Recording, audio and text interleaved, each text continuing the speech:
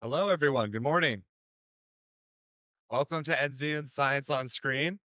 Um, this week we're doing a Roger Corman tribute. We're doing X, the man with X-ray eyes, and yeah. So Science on Screen is made possible through the Coolidge Corner Theater with funding from the Alfred P. Sloan Foundation. Its purpose is to enhance film and scientific literacy by pairing films with presentations by notable experts. And for this one, we have Dr. Peter Hancock here, and he's going to be doing a little intro to the film for you guys, and then we'll get right into the movie. Good morning. Good morning, everyone. Can you hear me okay? I was wandering back by the door there, and some gentleman asked one of the ushers, and he said, "Is the lecture on first?" And the young chap said yes, and he said, "I'll be back a little later." I think that was a very good start. I'm a professor. The definition of a professor is someone who has the bad manners to speak in somebody else's sleep. I'm hopeful that standing between you and the entertainment that I don't bore you for too long. But we're all in for a treat today. I've seen this movie almost when it came out, I believe, and I've seen it twice since then, and boy, does it hold up. It's great. You're in for a lot of fun, so you're going to have to put up with me for 5 or 10 minutes just to get to the entertainment. When I was asked, I just wanted to say thank you to the Enzian folks here. Are very kind and allow me to speak today about maybe some of the things I do and some of how they relate to what Roger Corman put on film. I got to believe that one of the things that I owe the Enzian is I came back to look at Roger Corman's or some of his work. I didn't even know I was looking at some of his work sometimes.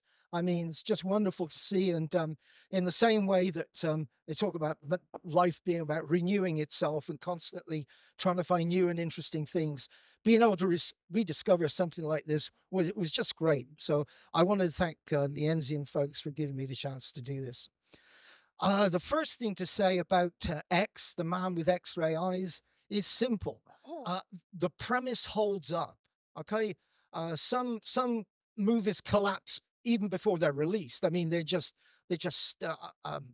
flawed, pretty rubbish and useless. But this one isn't. I put this alongside something like Forbidden Planet for holding up. And the premise, without being a spoiler, because you know it's called The Man with X-Ray Eyes, is about how you expand, in this case, the way human beings can see the world and what they then can see with it. And Corman does so much with that premise, and I really enjoy lots of things. He's sometimes he's tongue in cheek, sometimes he's very serious, but he's constantly pushing you and making you think, even though it is often referred to as B movies. I don't like the epithet myself, but I don't think they're B movies. I just think they're interesting movies. And so our leading actor today is Ray Milland. Ray is certainly, I wouldn't say he's quite Hollywood royalty, but he's certainly among sort of Prince Harry level of Hollywood. For example, he starred alongside Gary Cooper in Beau Geste. I think he was the younger brother, and he had won an Academy Award for Lost Weekend some 18 years before the movie we're going to see today. So this is no second-class actor. And one thing you really appreciate, and again, it's no spoiler alert because you're going to see the whole thing, he plays it straight down the middle. In England, we would say he plays everything with a straight bat. There's no fourth, fifth, nth wall that we're talking about here. He is the character, and he delivers. And it's very interesting. I don't know the dynamic of how the two came together, but boy, I'd have loved to have been there to understand why Milan signed up for this. So he did, and it's to our great and wonderful benefit. We're going to see this. I want to set it in context. There's an old joke that goes, if you can remember the 60s, you weren't really there, right? Do you remember that one? Let's set up what movies were on at the time. I could actually hum theme tunes for you, and you should immediately know. I can see my audience there, so if I start off with dum ba bum bum bum bum bum bum ba bum bum, everybody knows I mean James Bond, the first real James Bond. We won't go into the arcana of that, but the first Sean Connery James Bond, which was Dr. No, released 1973. Let's try this next one. Let's try this one. Dum dum dum da da dum dum dum dum dum da da dum dum dum. Come on then, sing it up. Great Escape. Steve McQueen, 1963. Let's try this one. Hang on a second, see if I get the walk right. Da-dum, da-dum, da-dum, da-dum, da-dum. Yeah, we're humming along with Henry Mancini. Pink Panther, 1963. Strange movie because Peter Sellers took over the movie, even though he had the smallest bit part and went on to become the franchise. And let's try this one. I'm not very good at humming, but I'll have a try. Da da da da da da da da da da da da. Yep, somebody got it in the back. Charade, 1963. All of these movies are released in the same year as the one that you're going to see. That's the set and the context. And some people, I'm sure here, because I've looked at a bit of gray hair, I've looked at the top of my head, for example, and 63 is a strange and interesting year for this country and a strange and interesting year for the world. It's the Beatles. It's the start of a change. It's the end of an era. It's around the time of our good friend, the Bay of Pigs, and it's the terrible assassination of John F. Kennedy, November 22nd, 1963. This is the era we're talking about. And this movie reflects that era. It isn't modern in any sense, but there again, it isn't 40s or even a 50s movie in the way it's constructed. So again, even though this is entertainment, and when I get serious, my wife says, hey, get over it. It's just a movie, enjoy it. It also has such a lot to offer, such a wonderful lot of things to offer here. For example, there's I wouldn't say this is even a cameo. That's the wrong way of describing it. There's a part for Don Rickles. No spoiler alert. You should already know there. And Rickles does very well in this movie. He's a precursor of a character called Crap Game in Kelly's Heroes. He plays the same thing. And you sort of got to look at it and you say, hey, Rickles is really good in this movie. I wonder why he didn't make more movies. There's some other things that are thrown up in the movie, and you can spot them as you go along. There's something called the third eye, all right, where we see our hero moving in parts of sort of a quasi Dante's Inferno, and you'll see him come out with a third eye. Well, if you look around carefully at the back of your dollar note, you see that as well. And if you look around very carefully at the logo to the Enzian Theatre Club, you see the same thing. And we can construct all sorts of wonderful sort of conspiracy theories. I'm happy to do that all afternoon with everybody. But it's a representation, and it's literally an icon, and you see it here in this movie. So one of the great things about being a professor is that you just keep talking till everyone sort of passes out. And I've learned not to do that. I'm getting too old for such things. So what Joe told me we could do now is you can fire some questions at me, but I'll just give you a 1-minute potted history of some of the things I do. And so some of the things you might want to ask questions. One of the things I'm very interested in is perception, how people perceive things. I'll give you one of my own little quotes. The problem with seeing is seeing the problem. You wake up in the morning, you rub your eyes, a little bleary, of course. You might put on glasses, I do. But what's the problem? I see the world around me. There shouldn't be any problem. There isn't any question. Oh, yes, there is. Okay. The human visual system, and indeed visual systems of a lot of animals, is just a fabulous interchange and mishmash of all sorts of things going on at the same time. We're going to see some in the movie, but it is much, much more complicated and much more interesting. I can, as a psychologist, experimental psychologist, I can make you see things that aren't there. Oh yeah, I guarantee it.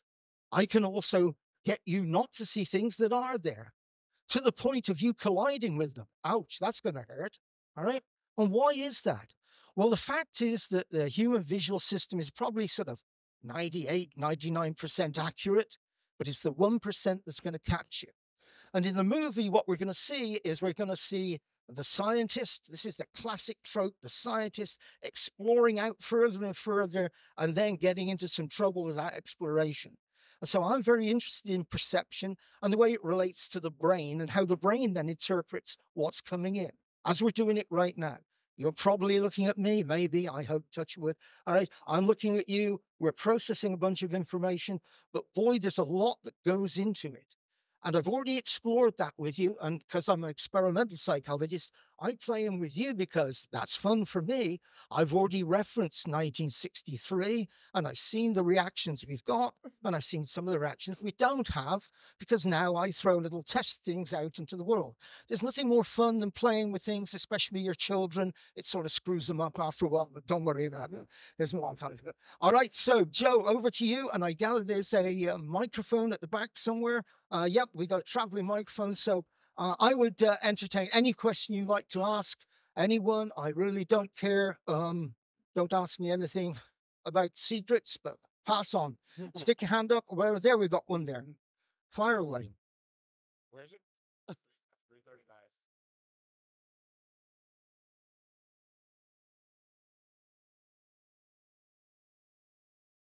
You know what happens if the professor doesn't get questions? So with this movie, would you touch a little bit on what visual effects were used at the time to make it? Yeah, what a great question. I got the bad eye from Joe about no spoiler alerts. You can't do spoiler alerts, but let's look at Corman's problem here. Man with X-ray eyes. Oh, the art department has got to be wringing their head, right? Like, how do we now produce something on screen that indicates he's seeing more than we can see, even though we're sitting in the audience seeing it, and we can't see what he sees? So they try several things, and again, I don't think I'm stomping on any landmines. They try some through the back of the head, sort of like imagine that you go through the back of this person's head and then see what they're going to see. By the way, there's a fabulously interesting piece of research. You won't believe this stuff. I mean, this gets on the edge of what was science fiction to science fact. There was an experiment, very interesting experiment, where a person wore a virtual reality set of glasses. And as you wear VR, because you've got a little computer that can do that for you, you sort of see the world around you and you can create a virtual environment. In this case, we're creating a sort of two-dimensional virtual environment, but you can create a three-dimensional virtual environment. And so what these scientists, I think they were from Switzerland, did was to take what's called the eye point, which is the eyes that you've got, instead of putting it in the front of the head, they put it about 2 or 3 feet behind the back of the head, as you'll see in the movement in the film. And suddenly people started having these strange, weird, out-of-body experiences because their point of focus, their point of consciousness was actually now outside the head. And we can start to make those manipulations. That's really strange, isn't it? I mean, if you've ever seen Freaky Friday, that's all it is a transference. But I can put your eye anywhere. I can make it go anywhere in a virtual environment. Weird. So yes, they faced a very difficult problem. And as I said, one of the first things I said is this holds up. So watch very carefully when the art department, when Roger now has to try and face this problem, and he does it in several different ways. And I know it's easy to point and poke and always become the criticaster, but as my wife keeps saying, it's a film, get over it, it's entertainment. And I think they do it more than well enough.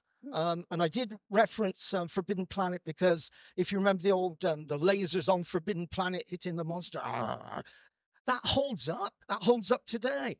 I don't need CGI. I've got little red dots going out at these guys. It's great.